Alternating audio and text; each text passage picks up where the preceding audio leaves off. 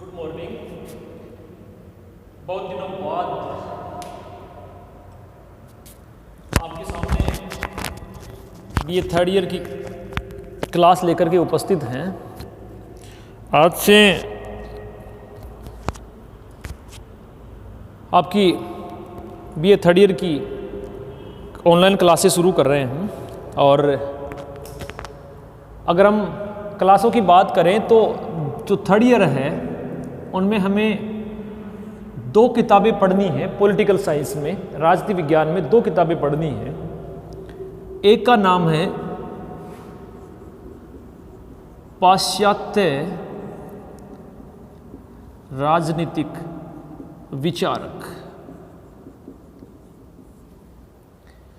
और दूसरी जो हमें पढ़नी है वो पढ़नी है अंतर्राष्ट्रीय राजनीति।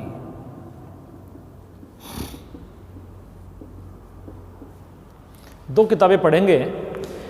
एक पढ़ेंगे पाश्चात्य राजनीतिक विचारक, जिसमें हम पश्चिम के प्रमुख विचारक, जिसमें प्लेटो है, अरस्तु है, मैकियावली है, हॉब्स, लोक, रूसो, कार्ल मार्क्स, हीगल, इनके आपका जे.एस. मिल, जॉन लॉक, इनके बारे में हम विचार करेंगे कि पाश्चात्य राजनीतिक विचारक क्या कहते हैं, कौन कौन से सिद्धांत देते हैं, किस प्रकार के सिद्धांत देते हैं, इनके बारे में हम चर्चा करेंगे पाश्चात्य राजनीतिक विचारक में। एक चलेगी हमारी अंतर्राष्ट्रीय राजनीति, इंटरनेशनल पॉलिटिक्स, और इसमें हम पढ़ेंगे शीत युद्ध क्या था, संयुक्त राष्ट्र संघ के बारे में हम पढ़ेंगे, बहुत सारे जो उत्तर दक्षिण संवाद हैं उनके बारे में हम अध्ययन करेंगे, जो अनेक अंतर्राष्ट्रीय संस्थाएं हैं, भारत के पड़ोसी देशों के साथ संबंध पढ़ेंगे कि भारत के पड़ोसी देशों के साथ संबंध किस प्रकार के हैं। हम पढ़ेंगे गुटनिरपेक्ष आंदोलन के बारे में हम उसमें पढ़ेंगे। तो उसमें हम अंतर्राष्ट्रीय राजनीति से संबंधित विषयों पर चर्चा करेंगे, जबकि पाश्चात्य जो राजनीतिक विचारक हैं उन पाश्चात्य राजनीतिक विचारकों में हम राजनीतिक विचारक जो हैं उन राजनीतिक विचारकों के बारे में बात करेंगे। तो हम आज जिस विषय पर बात करने जा रहे हैं, जो टॉपिक शुरू करने जा रहे हैं, उनमें हम पाश्चात्य राजनीतिक विचार विषय पर पहले चर्चा करेंगे। और उन पाश्चात्य राजनीतिक विचारकों में भी हम सबसे पहले पढ़ेंगे प्लेटो को। पाश्चात्य राजनीतिक विचारक और एक बहुत महत्वपूर्ण हमारे विषय का टॉपिक है प्लेटो। उस प्लेटो के बारे में हम पहले अध्ययन करेंगे कि प्लेटो के राजनीतिक बारे में विचार क्या थे और क्या क्या कहा गया है इसके बारे में। तो वो बात करेंगे पहले पाश्चात्य राजनीतिक विचारक प्लेटो की।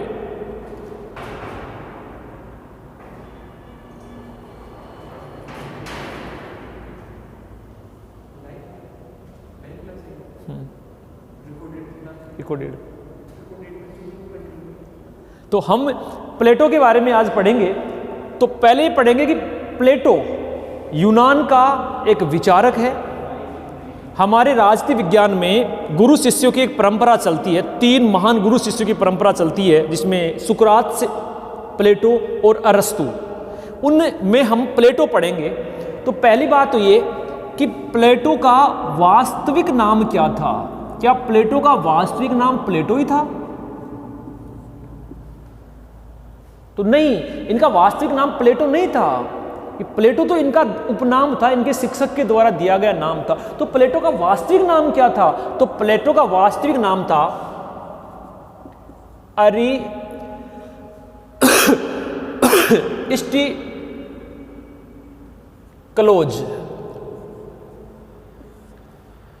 अरिस्टोक्लीज क्लोज। इनका वास्तविक नाम था प्लेटो का अरिस्टोक्लोज।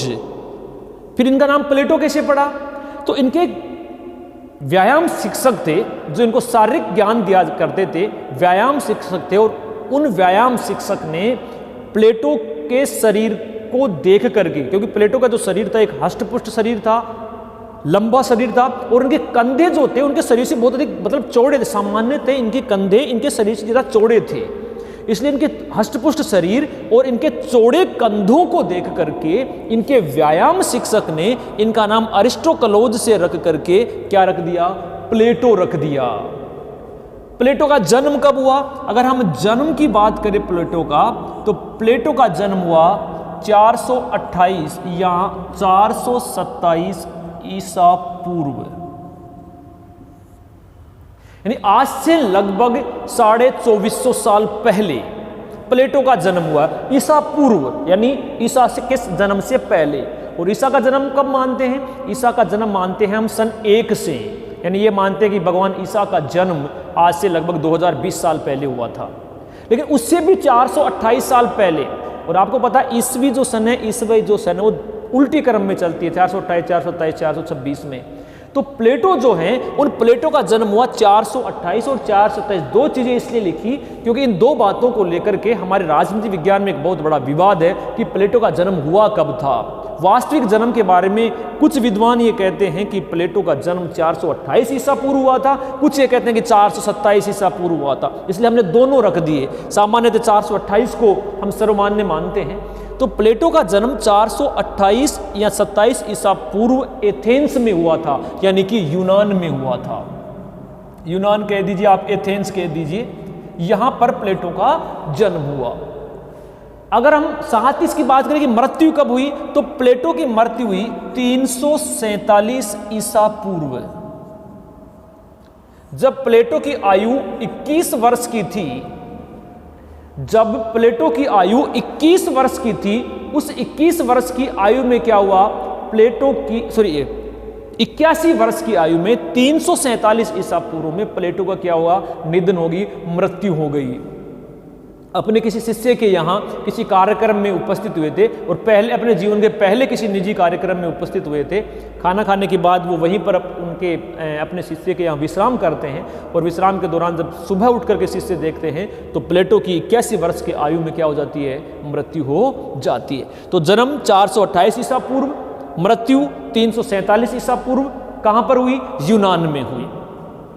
अगर हम इनके पिता की बात करें तो इनके पिता का नाम था अरिस्तोन।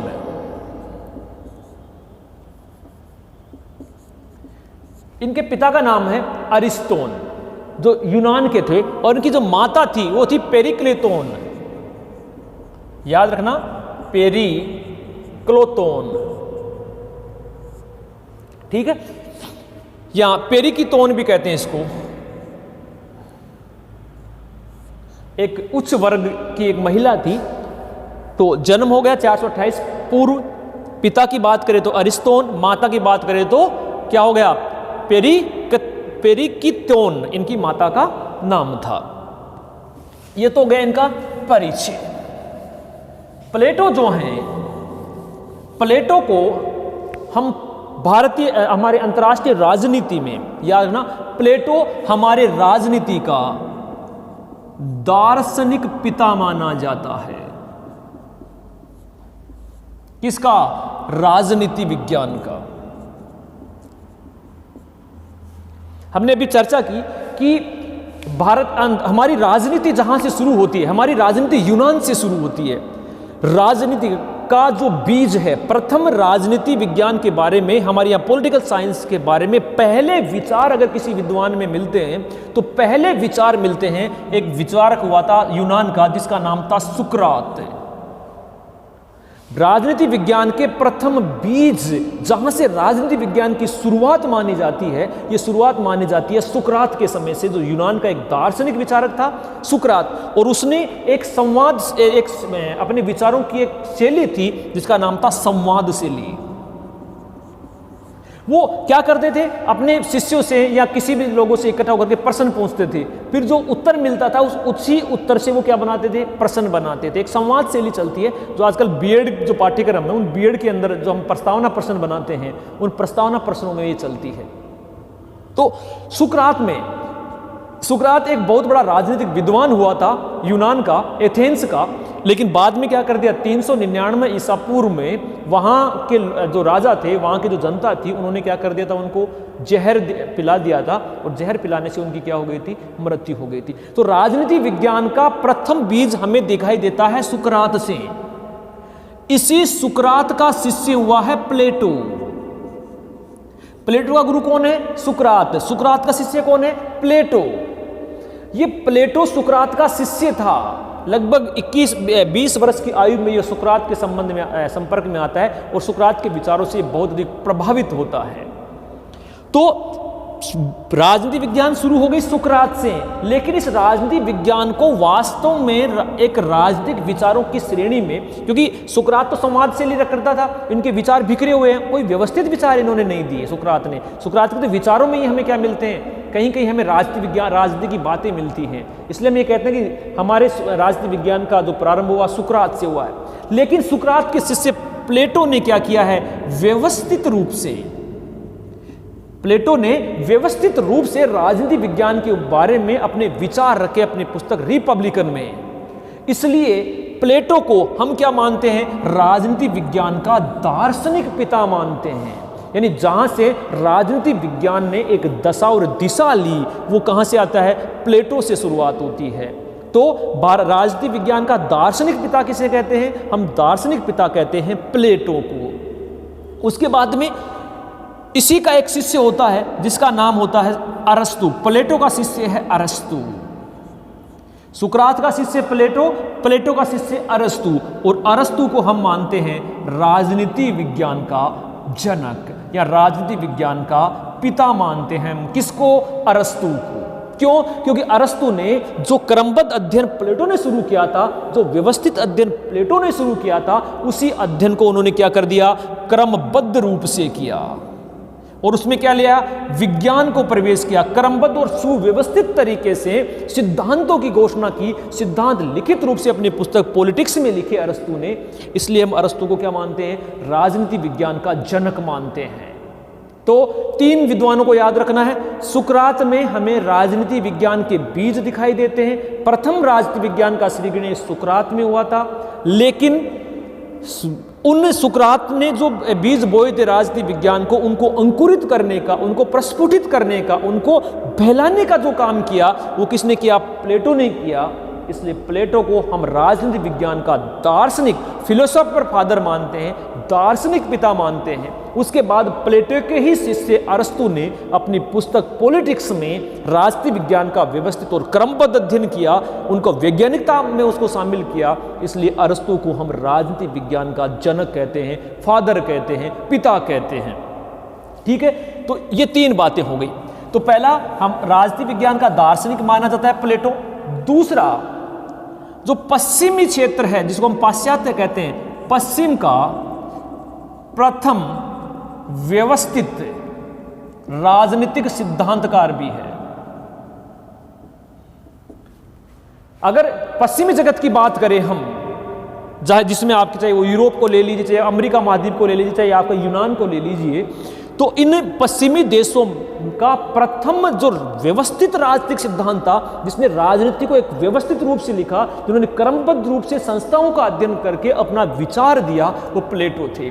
प्लेटो ने किताब लिखी थी, हम अभी किताबों पर चर्चा करेंगे, जिसका नाम था रिपब्लिक। उस रिपब्लिक पुस्तक में वो दार्शनिक राजा का सिद्धांत देते हैं, आदर्श राज्य की वो बात करता है, और ये कहता कि राजा किस प्रकार का होना चाहिए, राज्य किस प्रकार का होना चाहिए, जनता कैसी होगी, जनसंख्या कितनी होनी चाहिए, राजा में कौन कौन से गुण होने चाहिए, क्या क्या होगी, ये सारी बातें वो क्रमबद्ध रूप से लिखता है। इसलिए पश्चिम का कौन था आदर्श या व्यवस्थित सिद्धांतकार था, प्लेटो। याद ये रखना, इसी का समकक्ष हमारे कौटिल्य भी है, लेकिन कौटिल्य प्लेटो से बहुत आगे है। कौटिल्य के विचार तो आज भी प्रासंगिक हैं। तो पश्चिम का प्रथम व्यवस्थित राजनीतिक सिद्धांतकार है। ठीक है। दूसरा, ये जो प्लेटो है, जो उनके शिक्षक ने नाम दिया था, ये प्लेटो अरबी भाषा का शब्द है, और प्लेटो को हम राजनीति विज्ञान में अफलातून भी कहते हैं। याद रखना, प्लेटो जिनका वास्तविक नाम क्या था, अरिस्टोकलीज था। प्लेटो जिनका वास्तविक नाम अरिस्टोकलीज था, उनके व्यायाम शिक्षक ने उनका नाम प्लेटो रख दिया। उसी प्लेटो को हम राजनीति विज्ञान में अफलातून भी कहते हैं। प्लेटो अरबी भाषा का शब्द, ये भी याद रखना, अरबी भाषा में प्लाटोन होता है। अरबी भाषा में प्लेटो को जो का वास्तविक नाम वो प्लाटोन है, लेकिन ये अपभ्रंश होकर के प्लेटो हो गया, और प्लेटो को हम राजनीति विज्ञान में क्या कहते हैं, अफलातून भी कहते हैं। ठीक है। अब आगे देखो क्या होता है। 399 ईसा पूर्व में सुकरात को जहर देकर के मार दिया जाता है। 399 ईसा पूर्व सुकरात की क्या हो जाती है? मृत्यु हो जाती है। क्यों हो जाती है? क्योंकि सुकरात वहां के राजा के बारे में क्या करता है? विचार व्यक्त करता कि राजा तो अत्याचारी है। क्योंकि उस समय प्लेटो और सुकरात जिस समय यूनान के में विचारक हुए, उस समय वहां पर 30 लोगों की एक कमेटी शासन क्या करती थी। 30 लोग मिलकर के पूरे यूनान का शासन क्या करते थे, और उन 30 लोगों को चुनती कौन थी? उनको जनता चुनती थी। इसलिए वो अत्याचारी हो जाते थे, एक एक साल के लिए उनका चयन होता था। तो उस समय उन्होंने उस 30 लोगों का जो आतायती शासन था, अत्याचारी शासन था, उनके बारे में प्लेटो ने सुकरात ने विचार करना प्रारंभ किया। उसने जनता को जागरूक करने का काम किया। इसलिए वहाँ के शासक, वहाँ के राजा नाराज हो गए और 399 ईसा पूर्व में वहाँ के जनता ने के आग्रह पर दबाव में आकर के वहाँ के जो 30 आतायती शासक थे, उन्होंने क्या कर दिया? सुकरात को एक जहर का प्याला दे दिया और ये कहा कि आपको इसको पीना है। सुकरात ने सहर से उसको क्या कर लिया? स्वीकार कर लिया और पी करके क्या हो गए? मृत्यु को वर्ण कर लिया। सुकरात सिर्फ एक बात कहता था। सुकरात का एक प्रसिद्ध कथन है, मैं सिर्फ एक बात जानता हूं, मैं सिर्फ एक बात जानता हूं कि मैं कुछ नहीं जानता। सुकरात की एक प्रसिद्ध उक्ति है, मैं सिर्फ एक बात जानता हूं कि मैं कुछ नहीं जानता। यानी मुझे कुछ नहीं आता, मुझे सुनने से शुरू करना है। तो 399 ईसा पूर्व जब सुकरात को जहर देकर के मार दिया जाता है, इस घटना का प्लेटो पर बहुत अधिक प्रभाव पड़ता है और प्लेटो यूनान छोड़ करके भाग जाता है। क्योंकि उन्हें पता है कि अगर हम यहाँ रहे तो हमें भी क्या कर दिया जाएगा? मार दिया जाएगा। इसलिए प्लेटो क्या करता है? यूनान छोड़ करके भाग जाता है। इस समय प्लेटो की आयु लगभग 28 वर्ष की थी 399 में, और ये कहा जाता है कि उसके बाद प्लेटो कुछ समय के लिए क्या रहा? 12 वर्षों का समय उन्होंने अज्ञातवास में बिताया। उनके गुरु की मृत्यु जब 399 में हुई, उसके बाद प्लेटो यूनान से भाग गए कि कहीं उनकी भी मृत्यु ना हो जाए, कहीं उनको भी ना मार दिया जाए। उसके बाद अगले 12 वर्षों तक प्लेटो क्या हैं? अज्ञातवास में रहते हैं, यानी छुप करके रहते हैं। यहां तक भी कहा जाता है कि इन 12 वर्षों के दौरान प्लेटो भारत के गंगा नदी के तट पर भी आए थे और उन्होंने फिर भारत के बारे में विचार व्यक्त किए हैं। तो प्लेटो लगभग 12 वर्ष तक क्या रहे हैं? अज्ञातवास में रह गए हैं। उसके बाद 378 ईसा पूर्व लगभग वो एक वहाँ का एक द्वीप है जिसका नाम था सिसिली, वहाँ वो चले जाते हैं और वहाँ का जो राजा था दियानोसिस प्रथम, सिसिली के राजा दियानोसिस प्रथम को वो आदर्श राजा बनाने की कोशिश करते हैं, लेकिन वो असफल हो जाता है। एक बहुत लंबी कहानी है कि वो उसको आदर्श राजा बनाने के लिए जाता है। शुरुआत में वो बनने के लिए तैयार होता है, लेकिन जब वो परिवार और संपत्ति के साम्यवाद की बात करता है प्लेटो, तो वो नाराज हो जाता है और प्लेटो को क्या कर देता है? वो एक मजदूर के रूप में बेच देता है। यानी प्लेटो को वो बेच देता है मजदूर के रूप में। उसके बाद में एक मित्र क्या करता है? उसको खरीद करके लाता है और उसको वापस छुड़ाता है। एक अलग से कहानी है ये।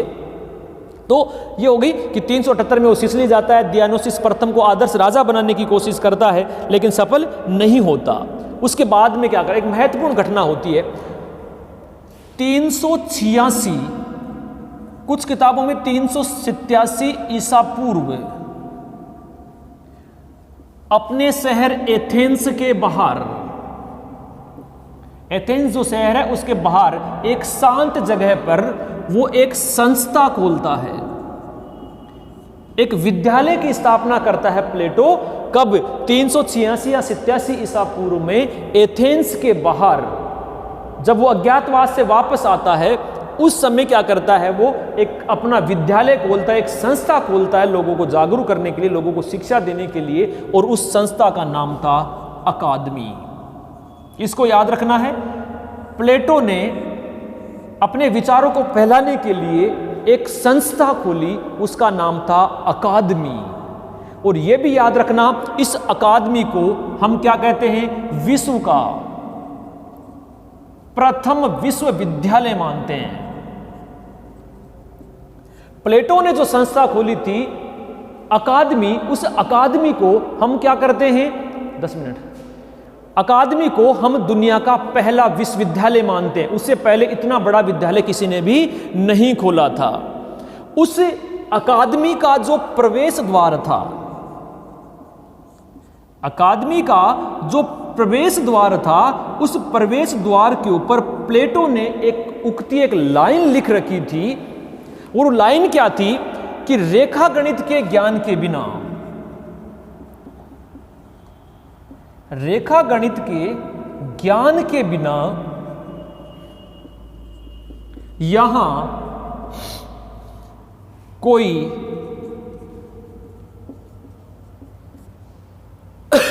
प्रवेश का अधिकारी नहीं है। यानी अकादमी में प्रवेश देने की एक शर्त रख रखी थी प्लेटो ने, और ये कहा था कि अब मेरी विद्यालय अकादमी में वही आएगा जो रेखा गणित के बारे में जानता है, यानी गणित के बारे में जानने वाला ही आएगा। रेखा गणित के बिना अगर किसी को रेखा गणित का अनुभव नहीं है तो वो मेरे विद्यालय में प्रवेश नहीं ले सकता। ये शर्त थी किसकी? प्लेटो की। ठीक है, तो ये हो गया कि 386-87 के अंदर प्लेटो ने एक विद्यालय खोला और उस विद्यालय का नाम था अकादमी। पिता का नाम हो गया, माँ का नाम हो गया, खुद का नाम हो गया, गुरु का नाम हो गया कि गुरु इनके सुकरात थे। संस्था उन्होंने अकादमी खोली है। अब यह कि इनकी अध्ययन पद्धति कौन सी थी, सबसे महत्वपूर्ण यहां से आएगा। अभी हम इनका परिचय पढ़ रहे हैं, हमारी क्लास, अब हमारे जो वास्तविक बिंदु है तो हम धीरे धीरे आएंगे। अभी हम इनके बारे में पढ़ रहे हैं कि कहाँ के थे, यूनान के रहने वाले थे, वास्तविक नाम अरिस्टोक्लोनीज था, पिता का नाम जो था अरिस्तोन था, माता का नाम जो था वो पेरितिकलोन था। इनके व्यायाम शिक्षक ने इनको प्लेटो नाम दिया क्योंकि इनके कंधे चौड़े थे। प्लेटो का अर्थ अफलातून होता है। ठीक है, उसके बाद में हमने ये पढ़ा कि इन्होंने 399 में पिता जो गुरु हैं सुकरात, उनको जहर दे दिया। 12 साल ये अज्ञातवास में चले जाते हैं। वहाँ से आकर के बाद में एक संस्था खोलते हैं, संस्था का नाम अकादमी होता है। अब ये पढ़ेंगे कि जो प्लेटो है उनकी अध्ययन पद्धति कैसी थी, वो कैसे सिखाते थे लोगों को, कैसे लिखते थे। तो उस अध्ययन पद्धति के बारे में पढ़ना है। तो अध्ययन पद्धति में हमें याद ये रखना है कि प्लेटो की अध्ययन पद्धति निगमनात्मक है। निगमनात्मक। हम जब अरस्तु पढ़ेंगे तो अरस्तु में देखेंगे अरस्तु की अध्ययन पद्धति आगमनात्मक है। अरस्तु की जो अध्ययन पद्धति है वो आगमनात्मक है, जबकि प्लेटो की अध्ययन पद्धति निगमनात्मक है। अब आप कहोगे साहब ये निगमनात्मक क्या है? तो निगमनात्मक के बारे में हमें यह याद रखना है कि निगमनात्मक का मतलब है सामान्य से विशिष्ट की ओर, या अगर हम साधारण भाषा में करें तो बड़ी से छोटे की ओर।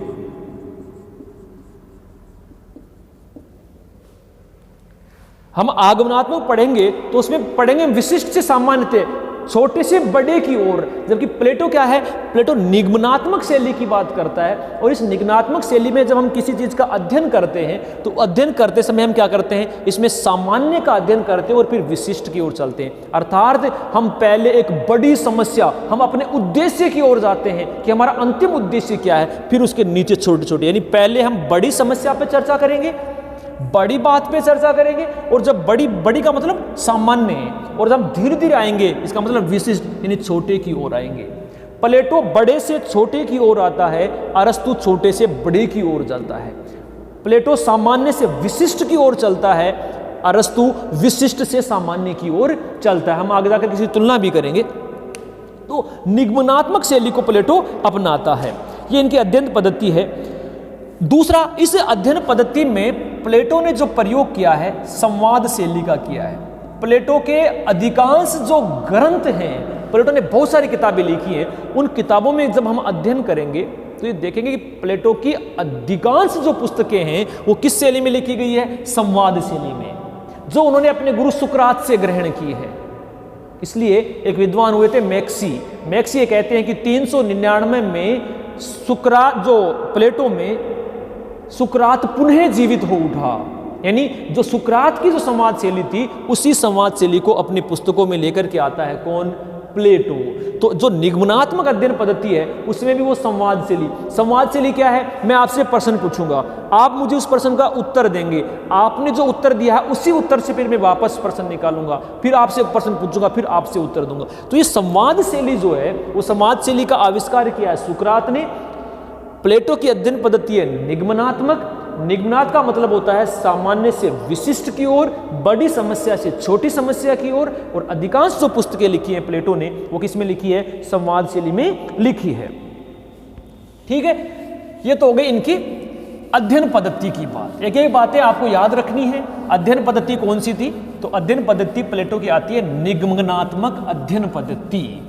निगमनात्मक अध्ययन पद्धति कहां से कहां चलती है? तो ये चलती है सामान्य से विशिष्ट की ओर, यानी ये पहले बड़ी समस्या, यानी अभी हम आगे जाके पढ़ेंगे, पहले राजा की बात करता कि राजा कैसा होगा, फिर राजा के नीचे फिर मंत्रियों पे आएगा, फिर जनता पे आएगा, फिर उनके ऊपर आएगा।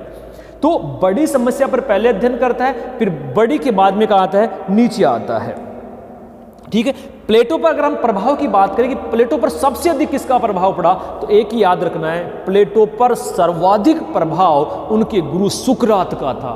यानी प्लेटो सुकरात की प्रतिछाया थी, तो सर्वाधिक प्रभाव प्लेटो के ऊपर सुकरात की पड़ी है। अगर आगे हम देखेंगे कि प्लेटो की जो प्रमुख पुस्तकें हैं वो प्रमुख पुस्तकें कौन कौन सी हैं। ये माना जाता है कि प्लेटो ने 32 से लेकर के 38 तक पुस्तकें लिखी हैं। कुछ विद्वान ये कहते हैं कि 32 लिखी हैं, कुछ विद्वान ये कहते हैं कि 38 हैं। सामान्यतः लोग 32 पुस्तकों की बात करते हैं कि प्लेटो ने 32 पुस्तकें लिखी थी।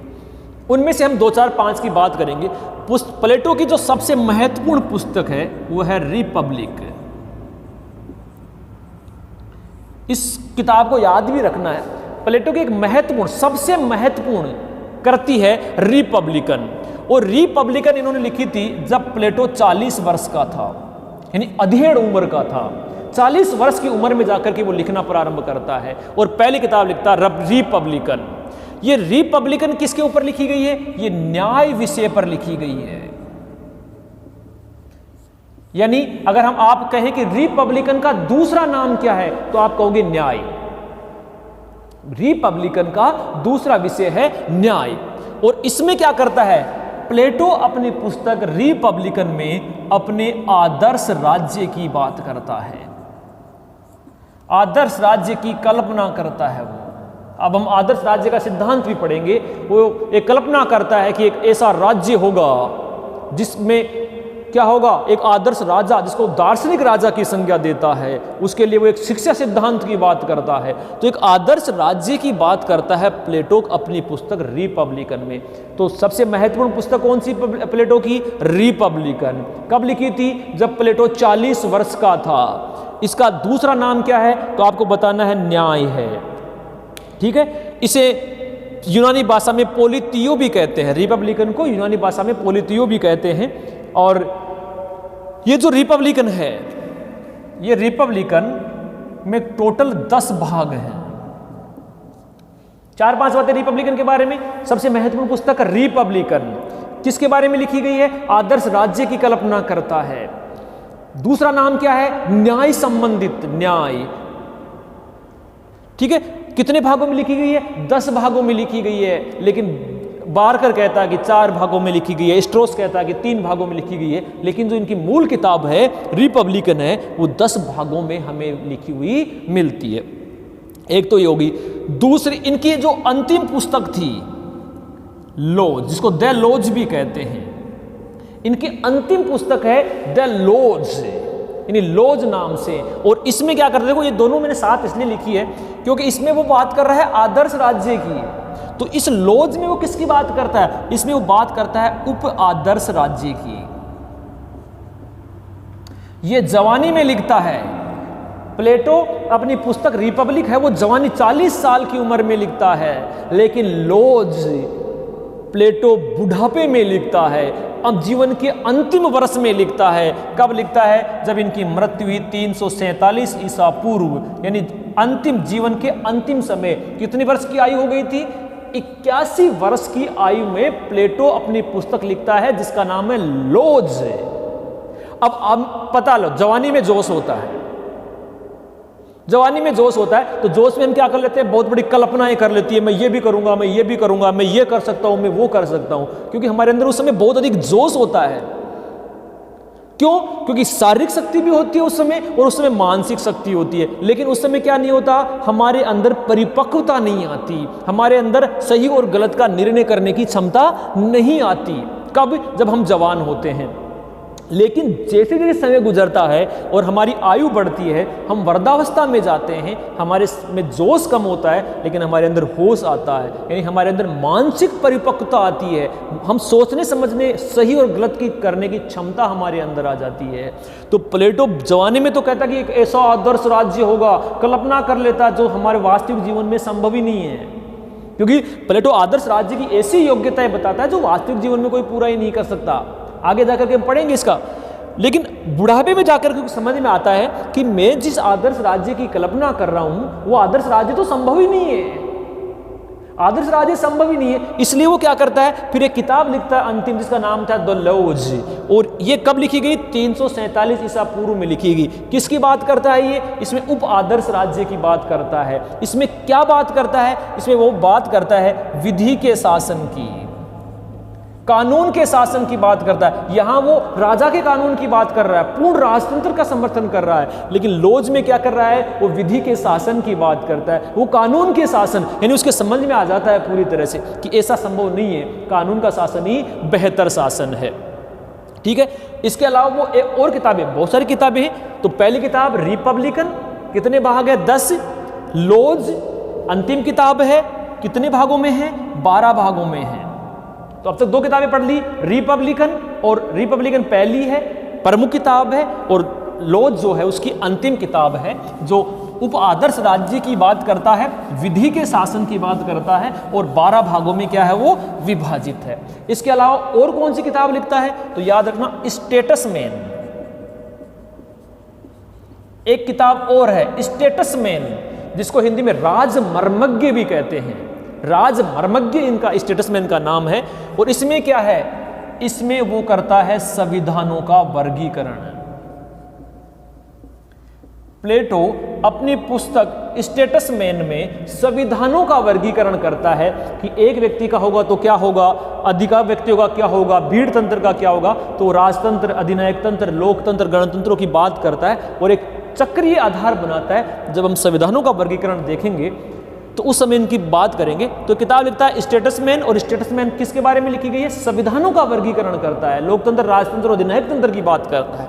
इसके बाद में एक और किताब लिखता है जिसका नाम है मीनो, और मीनो किसके ऊपर लिखी गई है? न्याय विषय पर लिखी गई। एक बहुत अच्छी पुस्तक है कि न्याय क्या है।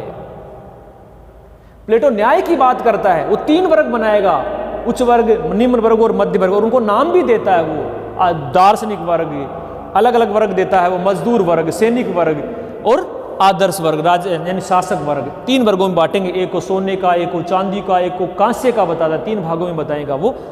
तो मीनो में न्याय के विषय में बात करता है। तो एक पुस्तक है मीनो, किसके ऊपर लिखी गई है? न्याय विषय के ऊपर लिखी गई, एक सर्वश्रेष्ठ किताब है।